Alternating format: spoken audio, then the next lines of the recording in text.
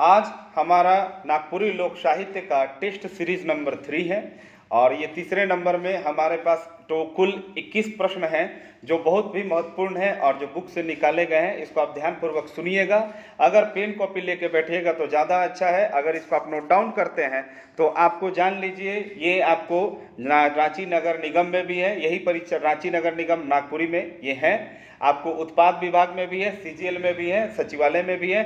आने वाला पुलिस का एग्जाम आ जाए, जेटेड का एग्जाम, उसमें भी ये मौजूद रहेगा। जिसके अंतर्गत जो पहला क्वेश्चन है इस प्रकार से निकल कर आ रहा है। त्योहारों के अवसर पर पूजा के समय कही जाने वाली कथाएं क्या कहलाती हैं। कहता है कि जो त्यौहार समय होता है ना, उस समय जो हम लोग कथा जो सुनाते हैं या सुनते हैं, उस समय जो कथा कहा जाता है वो कथा किसके अंतर्गत आएगा। पहला ऑप्शन है अनुष्ठानिक, दूसरा ऑप्शन है विश्वास कथाएं, तीसरा ऑप्शन है नीति कथाएं। तो बाबू नीति कथा तो होता नहीं है, विश्वास कथा भी नहीं कहा जा सकता है उसको, अनुष्ठानिक कथा का है कि देखिए पूजा पाठ को हम लोग क्या कहते हैं, अनुष्ठान कहते हैं। शादी विवाह को में भी क्या होता है, पूजा पाठ होता है कि नहीं। गणेश जी का पूजा होता है, लक्ष्मी जी का पूजा होता है, पार्वती शंकर का पूजा होता है, राम जी का सीता जी का गीत गाया जाता है, तो अनुष्ठानिक है। इसीलिए इसको क्या कहा जाएगा, अनुष्ठानिक लोक कथाएं। अनुष्ठानिक का मतलब क्या, करम हो गया, जितिया हो गया, तीज हो गया, सरहुल हो गया, सोहराई हो गया, सबके समय तो हम लोग मतलब बट सावित्री होगा सुनते कि नहीं सुनते कहानियां, तो उन्हीं को अनुष्ठानिक कथाएं कहा जाएगा। आपका अगला प्रश्न है, कौन सी कथाएं धार्मिक भावनाओं से ओतप्रोत होती हैं। पहला ऑप्शन है अनुष्ठानिक लोक कथाएं, दूसरा है विश्वास कथाएं, तीसरा है नीति कथाएं। तो बाबू इसका भी सही जवाब हो जाएगा अनुष्ठानिक लोक कथाएं। अब इसको समझेंगे, कौन सी कथाएं धार्मिक भावनाएं से। अभी हम बताए ना, तीज में हम लोग सुनते हैं कहानी, सरहुल में सुनते हैं कहानी, सोहराई में सुनते हैं कहानी, करम में सुनते हैं कहानी, जितिया में भी हम लोग क्या सुनते हैं, कहानी। सुनते हैं कि नहीं सुनते हैं, सुनते हैं। तो ये सब धार्मिक कथाएं जो हो जाएंगी किसके अंतर्गत आ जाएंगी, अनुष्ठानिक कथाओं के अंतर्गत। आपका अगला प्रश्न है, किसे कहानी के अभाव में अपूर्ण माना जाता है। किसको माना जाता है, तो पहला ऑप्शन व्रत, दूसरा ऑप्शन विश्वास, तीसरा ऑप्शन नीति कथाएं। तो किसको किसे कहानी के अभाव में अपूर्ण माना जाता है, तो व्रत को। अगर आप पूजा कर रहे हैं, बट सावित्री का कथा नहीं सुनिएगा तब तक आपका जी कुलकुलाल रहेगा। कथा नहीं सुनी हो, पूजा नहीं हो लो। करवा चौथ में नहीं सुनेंगे, लेडीज लोग एकदम हल्ला करके रखेगी। जितिया में नहीं सुनेगी तब भी टेंशन। करम में याद होगा कि बुलाया जाता है कोटवार को, पहान को, पंडित जी को बुलाया जाता है, आओ पंडित जी सुनाओ, आओ कोटवार, पहान बैठिए सुनाइए कहानी। सुनते हैं कि नहीं सुनते। तो इसके अभाव में इसको क्या माना जाएगा, अपूर्ण माना जाएगा। आपका अगला और चौथा नंबर का जो प्रश्न है वो इस प्रकार से है, नागपुरी भाषा क्षेत्र के आदिवासी विभिन्न अनुष्ठानों के अवसर पर कौन कहानियां सुनाते हैं। जब आदिवासी समाज में कर्मा मनाया जाता है, आदिवासी समाज में जब जितिया मनाया जाता है, आदिवासी समाज में जब विभिन्न प्रकार के जब त्यौहार आते हैं, तो कहानियां कौन सुनाते हैं। तो एक्चुअली में बुक में लिखा हुआ यहाँ पर ऑप्शन जो है, पहला ऑप्शन है पुरोहित, दूसरा ऑप्शन है स्वयं और तीसरा ऑप्शन है कोई नहीं। तो देखिए बुक में लिखा हुआ है स्वयं। क्या कहना है बुक वाले का, जो बुक लिखा हुआ है नागपुरी लोक साहित्य, उसके अनुसार क्या लिखा हुआ है कि स्वयं, ये लोग स्वयं सुनाते हैं, लेकिन हमारे यहाँ तो पहान आकर सुनाते हैं। अब देख लीजिएगा इसका आंसर, बुक के अनुसार स्वयं लिखा हुआ तो आपको स्वयं ही टिक मारना होगा। अगर पहान होगा तो पहान से पहले स्वयं। तो जहां पहान मौजूद नहीं होता होगा, हो सके वहां पर स्वयं सुनाते होंगे, या जिस क्षेत्र में जाके ये क्या नाम है इनका, राइटर का नाम है डॉक्टर भुवनेश्वर अनुज, जाके लिखे होंगे, वहां पर स्वयं बोले होंगे, तो स्वयं पुट कर दिए होंगे बुक में, है ना। इस बात का आप ध्यान रखेंगे। आपका अगला और पांचवा प्रश्न जो है क्या है, कौन वैवाहिक कार्यक्रम स्वयं ही संपन्न कराते हैं। पहला ऑप्शन है नागपुरी भाषी क्षेत्र के आदिवासी, दूसरा ऑप्शन है गैर आदिवासी, तीसरा ऑप्शन है कोई नहीं। तो याद रखिएगा इसका भी आंसर क्या हो जाएगा, नागपुरी भाषी क्षेत्र के जो आदिवासी हैं वो अपना वैवाहिक कार्यक्रम भी क्या करवाते हैं, स्वयं संपन्न करवाती है। ये बुक में लिखा हुआ है, हम नहीं बोल रहे हैं, और जो बुक में रहेगा वही आपको बताएंगे। अगर इससे हट के पूछिएगा तो हमको इतना पता है, या हम देखे हुए हैं, ये हम समाज के बीच में बड़े हुए हैं, तो हमको पता है कि पहान करवाता है। लेकिन बुक में स्वयं लिखा हुआ है तो आप समझ लीजिए क्या करना है आपको, ठीक है। हाँ, हम अपना क्लियर करके रख दे रहे हैं, हम क्यों फंसे, जो बुक में लिखा हुआ वही चीज आपको बताया जा रहा है। किसके अनुष्ठानों के अवसर पर पुरोहित ही कहानियां सुनाता है। पहला ऑप्शन है नागपुरी भाषी क्षेत्र के आदिवासी, गैर आदिवासी, कोई नहीं। तो आंसर हो जाएगा गैर आदिवासी। जो सदान वर्ग के लोग हैं वो लोग पुरोहितों को बुलाते हैं अपने घर में, पंडित पुरोहित को बुलाकर सुनते हैं। अगला प्रश्न है, होता है ना जी, तीज होता है, जितिया होता है, कर्मा होता है। देखिए ना, आया तो भी कर्म, जितिया, तीज की कहानियां किसके अंतर्गत आती हैं? तो नीति कथा, विश्वास कथा, अनुष्ठानिक कथा। तो किसके अंतर्गत आ जाएगा? अनुष्ठानिक कथा। अभी तक जो 7वां नंबर तक प्रश्न अभी तक पढ़ रहे हैं, हो सके आगे भी जितना क्वेश्चन है सब अनुष्ठानिक कथाएं के अंतर्गत ही आ रहा है, और अनुष्ठानिक कथाओं को ही पढ़ रहे हैं आप। ध्यान दीजिए, बहुत इंपॉर्टेंट सेक्शन है ये, अब मतलब बहुत इंपॉर्टेंट बुक है। इसको बिना पढ़े आप झारखंड का नागपुरी में नंबर नहीं ला पाएंगे। नागपुरी एक अलग होगा 100 नंबर का, उसमें आपका नंबर नहीं उठेगा। केवल बनकेवरा से या मंजर से आएगा ऐसा नहीं है बाबू, सारा बुक से बराबर क्वेश्चन आएगा, इससे ज्यादा आएगा। और इस पे लोगों का कम ध्यान है, मंजर पर ज्यादा ध्यान है और बनकेवरा पर ज्यादा ध्यान है। बनकेवरा किसी का नहीं छूटेगा, मंजर किसी का नहीं छूटेगा। छूटेगा कहां से? नागपुरी लोक साहित्य से और नागपुरी लोक संगीत से और व्याकरण से छूटेगा। व्याकरण भी कोई पढ़ा नहीं रहा है ठीक से। क्लास चालू है हमारे यहाँ, जिनको क्लास करना होगा ऑनलाइन आइए, ऑनलाइन आप क्लास कीजिए। जैसा यहाँ है वैसा ही आपको वहाँ भी मिलेगा, पूरा मेहनत के साथ, ईमानदारी के साथ मिलेगा। आपका एग्जाम तक सारा कुछ कंप्लीट करवा दिया जाएगा क्रैश कोर्स के माध्यम से, है ना। और डेली जो आप पढ़ते हैं ना उसका टेस्ट भी होता है। जो चीज आप पढ़ रहे हैं उसका टेस्ट एक दिन के बाद होता है टेलीग्राम पर। टेलीग्राम का जो लिंक है वो नीचे आपको डिस्क्रिप्शन में दिया हुआ है, वो लिंक को पकड़ के आ जाइए। डेली टेस्ट भी होता है, जो पढ़ रहे हैं उसका टेस्ट भी होता है, तो बहुत अच्छा है आपके लिए ये बात। अगला प्रश्न है 8वां नंबर का, इनमें से कौन अनुष्ठानिक कथाएं हैं? पहला सरहुल, दूसरा सोहराय, तीसरा सभी। तो सरहुल हो गया, सोहराय हो गया, करम हो गया, जितिया हो गया, तीज हो गया, सब का सब क्या है हमारा? अनुष्ठानिक कथाएं। आपका अगला प्रश्न है 9वां नंबर में लिखा हुआ है, लोकमानस क्या होता है? पहला ऑप्शन धर्मभीरु, दूसरा धर्म अभीरु, तीसरा ऑप्शन इनमें से कोई नहीं। तो इसका सही आंसर हो जाएगा धर्मभीरु। धर्मभीरु का मतलब होता है धर्म से जो डरता है ना, धर्म के नाम पर जो डरता है ना, उसको धर्मभीरु कहते हैं। कहने का मतलब, आप घर में पूजा कर रहे हैं और पूजा कर रहे हैं, पंडित जी नहीं आके जब तक आपको कथा नहीं सुनाएंगे ना, आपका मन नहीं भरेगा। बोलेंगे कि नहीं पंडित जी आते तो ज्यादा अच्छा था। आप वट सावित्री की कथा नहीं सुनिएगा तब तक कुलबुलाते रहेगा आपका पेट में।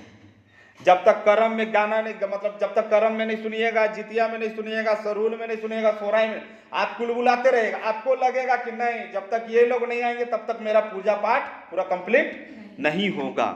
इसी को कहा गया लोकमानस, मतलब लोगों का दिमाग, लोगों का दिमाग, मनसा, मानस, दिमाग। समझ में आ रहा है ना। अगला आपका अगला प्रश्न है, क्यों धार्मिक लोक कथाएं लोक जीवन के धार्मिक पक्ष को अधिक सबल बना देती हैं? पहला धर्मभीरुता, दूसरा धर्म अभीरुता, तीसरा कोई नहीं। तो इसका सही जवाब हो जाएगा धर्मभीरुता। धर्मभीरुता क्या? धर्म से डर हो जाता है ना, इसी कारण से हम लोग धार्मिक पक्ष को ज्यादा मानने लगते हैं कि अरे अगर हम ऐसा नहीं करेंगे तो वैसा हो जाएगा, अरे हम ऐसा नहीं किए इसीलिए ऐसा हो रहा है। ये क्या चीज है? हम धर्म को मान्यता दिए हुए हैं अपने लाइफ में, इस कारण से। इसीलिए कह रहा है धार्मिक लोक कथाएं लोक जीवन के धार्मिक पक्ष को अधिक सबल क्यों बना देती हैं? धर्म से डरने के कारण।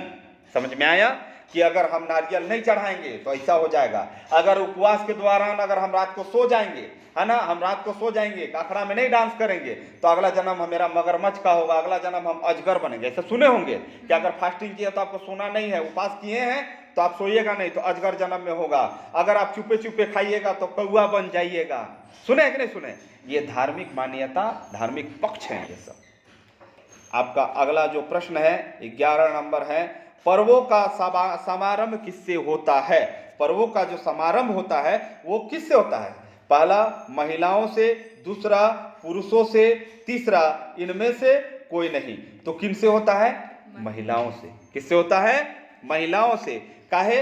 महिलाओं के पर्व, जितने भी महिलाओं के पर्व होते हैं ना, उनके पर्व की कहानियां भी आपको अजीब अजीब मिलेगी, विचित्र विचित्र कहानियां भी मिलती हैं, जिनसे इनके कहानियों का शुरुआत होता है। इन्हीं कथाओं में बताया जाता है कि आपका आचरण कैसा होना चाहिए।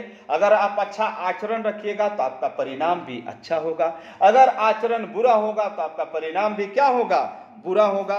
हर कहानी का, हर जो त्योहार का एक कहानी होता है, कथा होता है, और उसमें अलौकिक शक्ति का जरूर वर्णन होता है महिलाओं के कहानियों में। इसलिए महिलाओं में व्रत त्योहारों के प्रति आस्था बढ़ती जाती है तथा यह परंपरा धीरे धीरे क्या हो गई, अस्थायित्व हो गए, मतलब अस्थायी तौर पर स्थापित होती आई है और होती रहेगी और मतलब कि हमेशा ये रहेगा, जब तक धरती रहेगा तब तक ही रहेगा। मतलब धरती रहेगा तो लेडीज लोग भी तो रहेगी ना भाई, यही चीज है। लेडीज लोग कहाँ जाएगा, लेडा लोग नहीं तो कहाँ जाएगा लेडा लोग।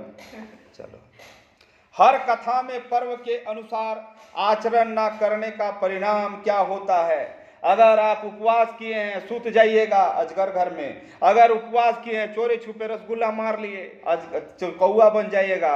अगर आप उपवास किए हैं और किसी के बारे में चुगली कर रहे हैं तो अगला जन्म में मंथरा बन जाइएगा।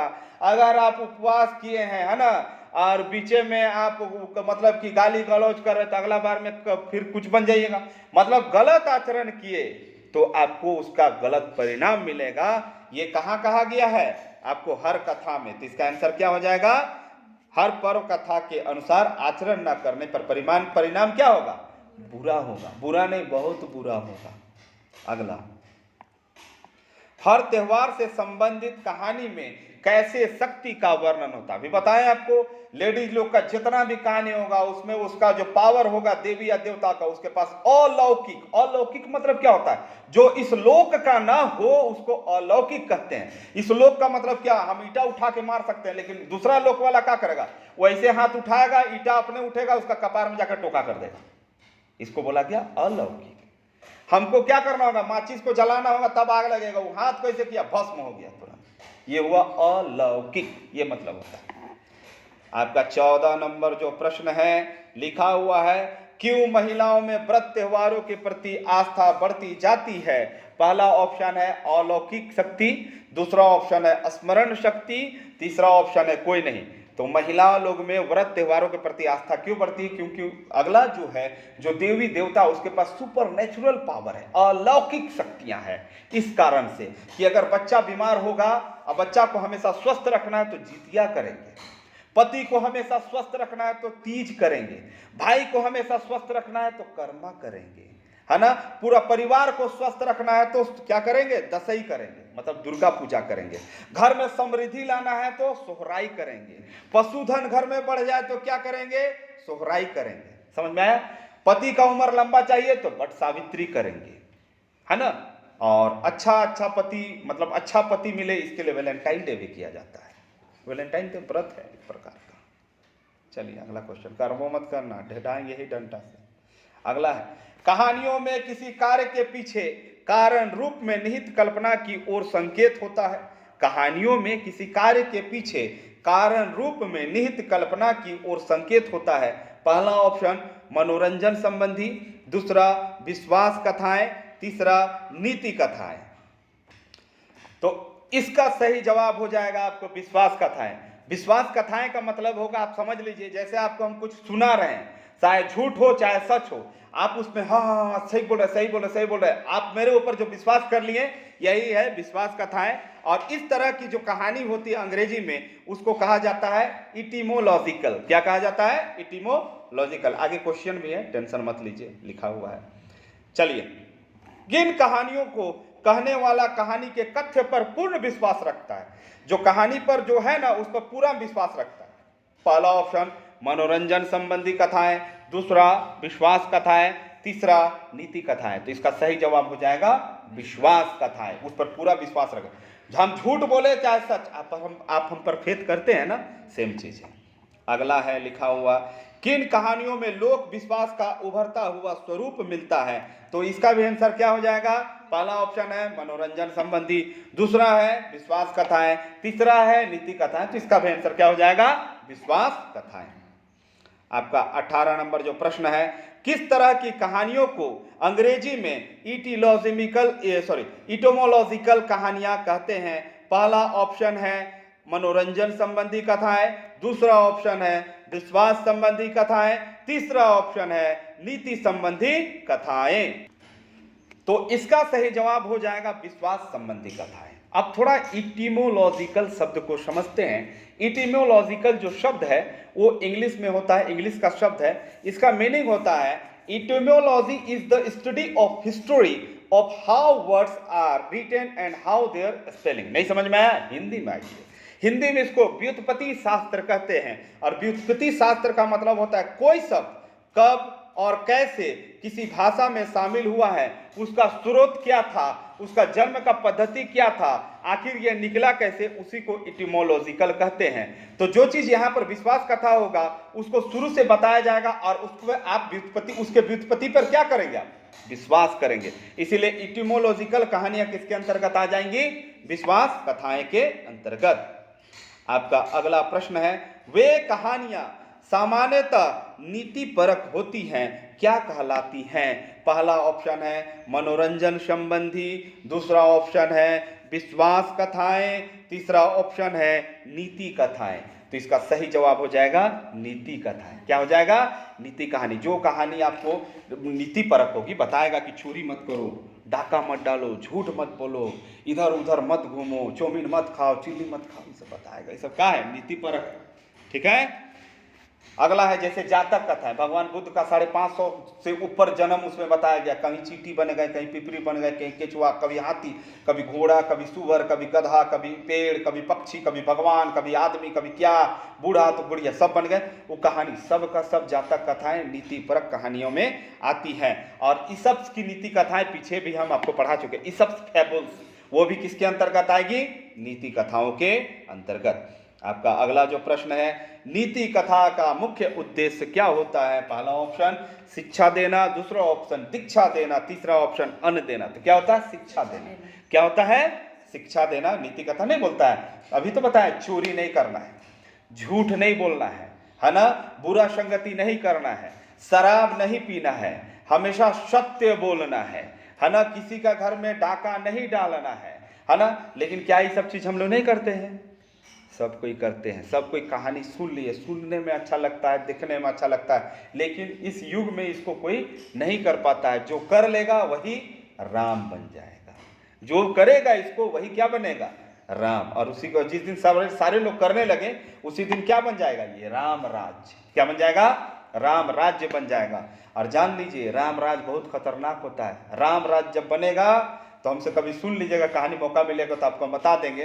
राम राज्य का मतलब क्या होता है बता दे रहे हैं, ना जन्म होगा ना किसी का मृत्यु होगा। ये है राम राज्य। एगो हिंट बता दे रहे हैं, ना राम राज्य में किसी का जन्म हुआ था, जहाँ राम राज्य में किसी का मृत्यु हुआ था।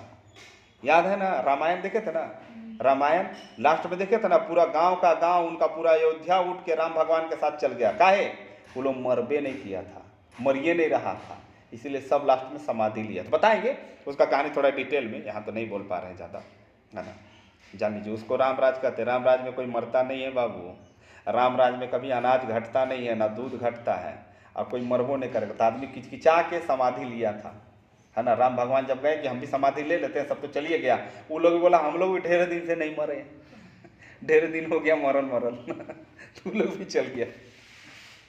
किन कहानियों में ईसप की नीति की कथाओं को पाली की जातक कथाओं की तरह पात्र केवल पशु पक्षी होते हैं? तो पहला ऑप्शन नीति कथाएं, मनोरंजन कथाएं, विश्वास कथा। आपको बताए तो नीति कथाएं। ईसप फेबुल्स जितने भी थे, ईसप फेबुल जो आज वीडियो देख रहे हैं, मेरा पहला वीडियो देख लीजिएगा नागपुरी लोक साहित्य का, उसमें बहुत अच्छा बताएं। एक बार फिर से बता देते हैं ईसप फेबुल्स क्या होता है, समझिएगा। ईसप की नीति कथा है, उसको वहां की भाषा में ईसप फेबुल कहा जाता है। एथेंस का एक कहानीकार था, उसका नाम था ईसप, और इसके कहानी में मनुष्य कम और पशु पक्षी अधिक होते थे। इनको इस प्रकार का बिस्ट फेबुल्स भी कहा जाता है, बिस्ट फेबुल भी लिख सकता है इसको। उसी प्रकार का जातक कथा भी जो है ना, उसमें भी मनुष्य कम है, पशु पक्षी ज्यादा है, और लोग ज्यादा बोलते हैं। ठीक है, वो सब। तो इस प्रकार से हमारा आज का ये मतलब जो टेस्ट सीरीज था यहीं पर समाप्त हुआ। इसका भी टेस्ट होगा, टेलीग्राम डिस्क्रिप्शन लिस्ट में है, जाकर उसको ज्वाइन कीजिए। शेयर करना मत भूलिए। आपका कोटि कोटि धन्यवाद।